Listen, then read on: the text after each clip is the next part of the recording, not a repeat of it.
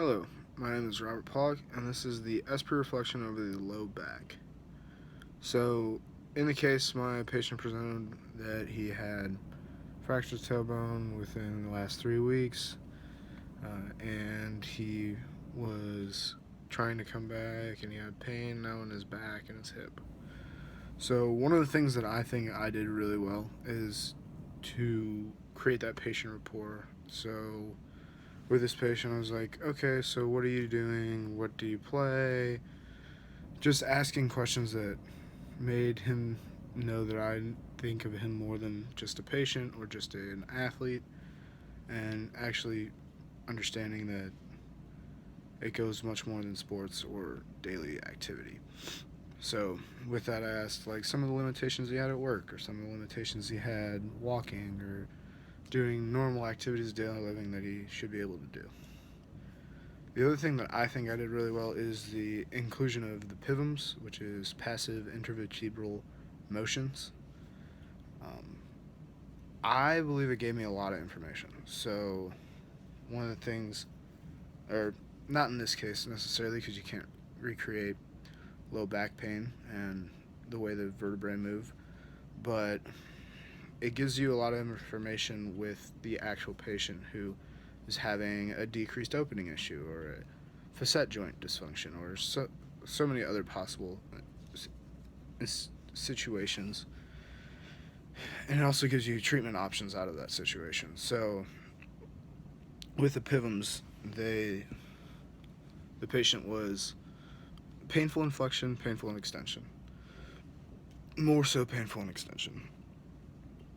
In addition, he didn't take well to rotation, didn't take well to lateral flexion.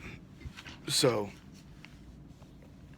I took that information and I really couldn't feel any gapping, but it seems that on this patient there was no problem, that they were able to, um, they had a normal opening, normal closing. So with that, I kind of went from there and kind of focused in too much on the lumbar back, so the lumbar. So that's definitely one of the weaknesses, was that